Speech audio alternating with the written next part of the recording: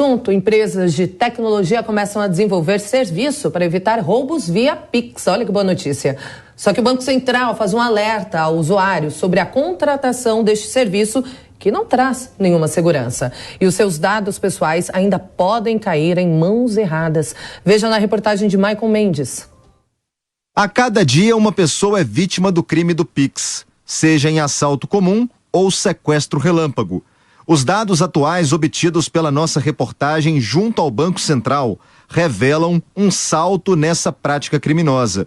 O Banco Central registrou 739.145 indícios de crimes envolvendo o Pix, de janeiro a junho deste ano. Foram 25.330 no mesmo período de 2021, ou seja, uma explosão de 2.818% em 2022, na comparação com o ano passado. Com a prática criminosa em alta, as empresas de tecnologia estão criando aplicativos que conseguem inibir a ação dos bandidos, antes que eles consigam fazer as transferências bancárias. Alan Moraes é diretor da empresa Exa. Ele diz que o aplicativo criado pela empresa consegue preservar os dados pessoais das vítimas. Quando você contrata o serviço, você vai baixar um aplicativo esse aplicativo fica instalado no seu dispositivo, tá? Uma vez que você, por exemplo, foi roubado, seu dispositivo foi levado, foi perdido, você pode pegar qualquer outro dispositivo do mundo, um celular de um amigo, um computador, e por meio de um portal você passa a controlar remotamente aquele seu dispositivo que já não está mais com você. Então, pela internet, você consegue ver a localização dele em tempo real, você consegue disparar um alarme, às vezes ele está roubado, mas está ali nas imediações dentro de uma bolsa, né? Você consegue, como eu disse, apagar todo o conteúdo remotamente ali, preservar sua privacidade, bloquear a tela, né? A gente tem muitos casos de pessoas que são roubadas ali, enquanto você está ali no aplicativo de trânsito, rouba o teu telefone com a tela já desbloqueada e aí acontecem muitas fraudes. Então, por meio dessa solução, você consegue também fazer o bloqueio remotamente. Mas o Banco Central faz um alerta. A pessoa que contrata uma empresa de tecnologia vendendo o seguro Pix, ela tem que ter em mente que todos os dados pessoais dela estarão em posse dessa empresa de tecnologia. E também não é garantido que essa empresa de tecnologia vá, sim, ressarcir todos os valores roubados. Isabela Villalba, especialista em direito digital, sabe dos riscos em contratar uma empresa de tecnologia para gerenciar os dados pessoais. Primeiramente, é importante saber a procedência da empresa, né? Se é efetivamente uma seguradora, se, né, tem os devidos registros, né, perante a SUSEP, que tem lastro, digamos assim, tem a receita para eventualmente ressarcir. Porque pode acontecer que o consumidor preocupado com a questão do Pix contrate uma empresa que não tem boa reputação e ele acaba caindo em 2 golpes, digamos assim, né? Roubo e extorsão via Pix se tornou um negócio da moda no mundo do crime. Segundo Isabela Villalba, é por isso que o Banco Central pede para que o usuário espere e pesquise mais sobre uma empresa que está desenvolvendo esse tipo de serviço, para que você não caia em 2 golpes ao mesmo tempo. Exatamente, por isso é importante ter essa preocupação de contratar empresas de boa reputação, checar se a empresa tem uma política de privacidade, se ela é transparente sobre os usos dos dados, né, se existe um canal para tirar dúvidas. Tudo isso são indícios para ajudar a avaliar, né, de forma mais apropriada o serviço que está sendo contratado. E um estudo do Instituto de Estudos Estratégicos de Tecnologia e Ciclo de Numerário concluiu que, para usar o Pix, o brasileiro chega a gastar 20% do salário mínimo. Para entender mais sobre este assunto, conversamos agora com a advogada Mariana Chaimovic, consultora jurídica do ITCN. Boa tarde, doutora. Primeiro, falei seu nome certo? Boa tarde, Kalina. Primeiramente, eu gostaria de agradecer a Jovem Pan pelo convite, eu estou muito feliz de estar aqui e sim, você falou meu nome certo. Ai, que bom, e o prazer é todo nosso, doutora. Bom, eu começo perguntando para a senhora, o Pix, que foi lançado com essa promessa de ser gratuito, sem taxas, representa um gasto extra para o brasileiro. Quais são estes gastos que o estudo mostrou? Então, na verdade, nós fizemos um levantamento identificando que o brasileiro pode comprometer cerca de 20% do salário mínimo para ter essa infraestrutura necessária para usar o Pix. Então, para entender a acessibilidade do Pix, que é o meio de pagamento instantâneo criado pelo Banco Central, nós analisamos essa infraestrutura necessária para que um cidadão pudesse fazer transações nesse meio. Apesar de não ser cobrada, a transferência via Pix para pessoas físicas, né, possui duas barreiras principais de acesso. Então, primeiro, a gente precisa falar no investimento para compra de um smartphone, né, capaz de acessar aplicativos de instituições financeiras. Então, em um levantamento de lojas de compras eletrônicas, nós descobrimos que a opção mais barata disponível é um smartphone de cerca de R$390, e como alternativa selecionamos uma opção de entrada de uma marca de referência de R$550. Então, as duas alternativas de celulares têm, claro, opções de compra a prazo em até 12 vezes, o que a princípio poderia facilitar essa compra. Mas o a prazo sempre vem com um preço, né, de juros. Então, nas alternativas que a gente visualizou, a gente percebeu um juro de 2,3% ao mês, totalizando R$450 e R$726, respectivamente. Além disso, é necessário adquirir um pacote de dados, né? Então, a gente considerou um pacote de valor médio de R$20, com um plano de controle mais barato da categoria telefônica, que gira em torno de R$50. Então, a gente avaliou também que, de acordo com a pesquisa do IBGE, o tamanho médio da família brasileira é de 3 pessoas, com diferenças entre o núcleo urbano e o rural. Então, unindo todos esses dados, isso implicaria num custo médio de quase R$40 ao mês por pessoa, no caso do smartphone mais barato, combinado a um plano pré-pago. No caso de uma família de 3 pessoas nessa mesma situação, esse valor subiria para R$116. No caso do smartphone mais barato e da marca de referência com plano de controle, esses valores iriam para R$80 por pessoa e chegariam a R$240 por mês, que é quase 20% do salário mínimo atual. Então, seguindo essa lógica, se o cidadão fizesse apenas 8 transações por Pix por mês, cada uma delas custaria R$10, considerando a infraestrutura mínima de acesso que ele precisaria para adquirir um smartphone e ter plano de dados, né?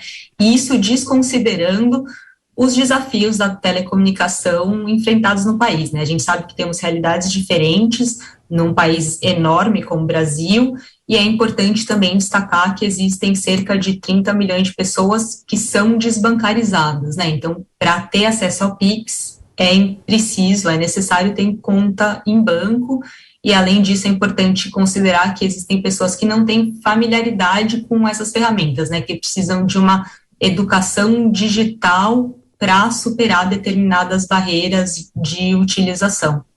Pergunta agora de Jorge Serrão, doutora. Muito bem, então não tem almoço grátis, mas no cômputo geral, na conta final, o Pix compensou ou não para a população? Ou as tarifas bancárias que eram cobradas caras para transferências conseguem ser ainda mais eficientes que esse Pix, que é quase de graça, vocês já mostraram que não é totalmente de graça? O que vale? O que vale mais a pena? Jorge, é muito importante essa sua pergunta, e nós, do Instituto, sabemos que o Pix é uma iniciativa extremamente louvável do Banco Central, é uma tecnologia muito avançada que não existe em nenhum país da mesma proporção que existe no Pix. O Brasil é um país muito grande e tem realidades diversas.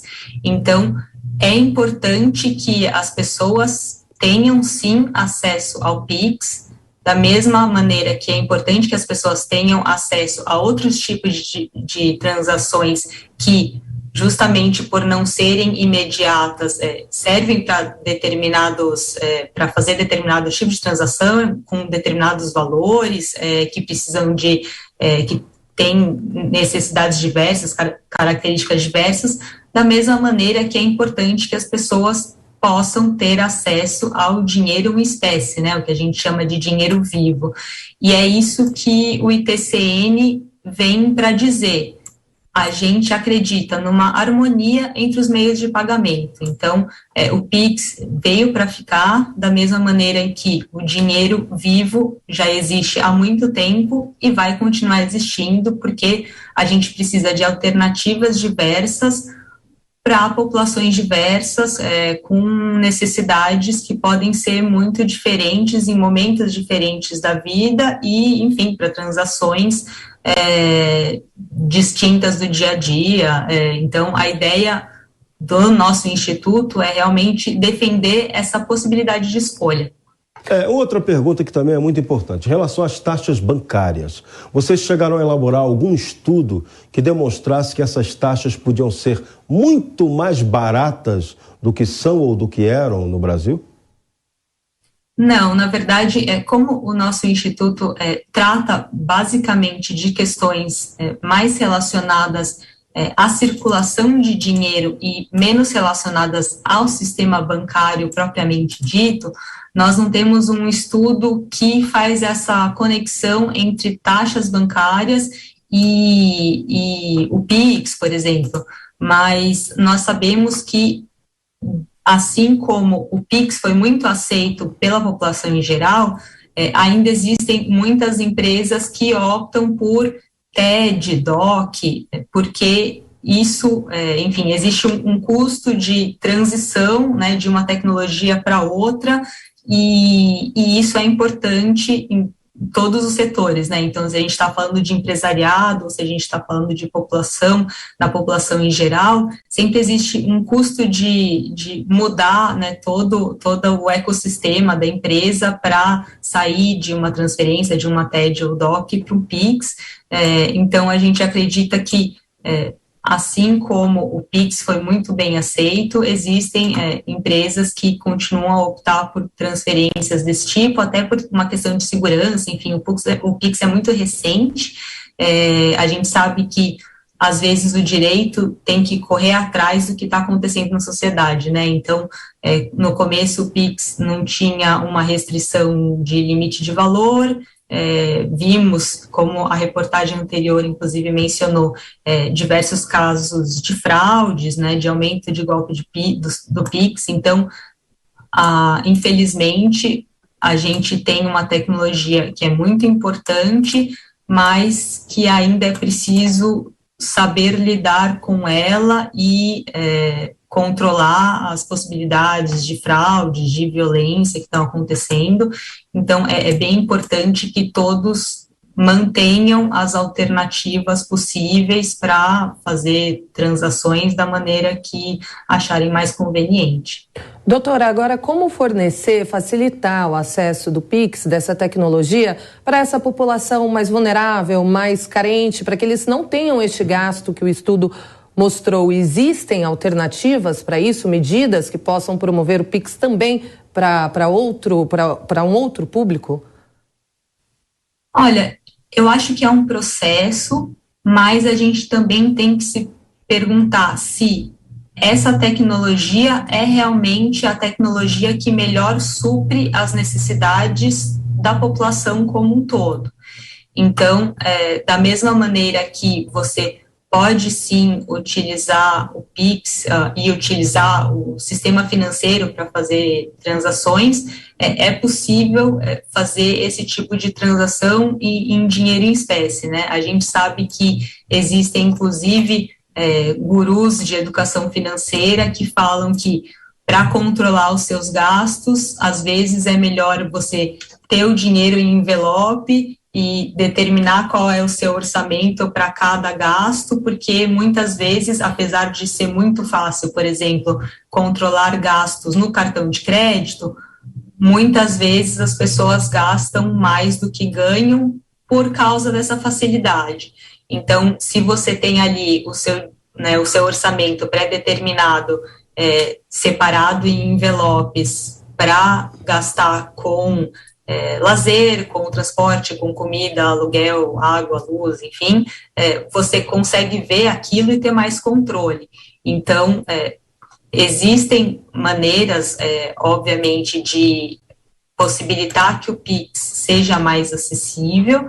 Então, enfim, a gente pode falar em educação digital, a gente pode falar eventualmente em diminuição do preço dos pacotes de dados ou de celulares, mas existem também, enfim, alternativas ao Pix e aos outros meios de controlar gastos, de fazer pagamento. Então, esse exemplo dos envelopes de dinheiro é um exemplo bom, que, eventualmente, né, no limite, evitaria que a pessoa gaste mais do que receba e esteja sujeita a taxas extremamente altas do rotativo do cartão de crédito, que a gente sabe que é um grande fator de endividamento das famílias brasileiras.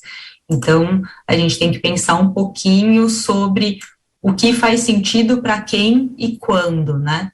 Eu acho que esse é o principal mote, digamos assim, dessa nossa discussão. A advogada Mariana Chaimovic, consultora jurídica do ITCN, mais uma vez, obrigada pela entrevista. Excelente final de semana para a senhora. Muito obrigada, Karina. Muito obrigada, Jorge, pela oportunidade.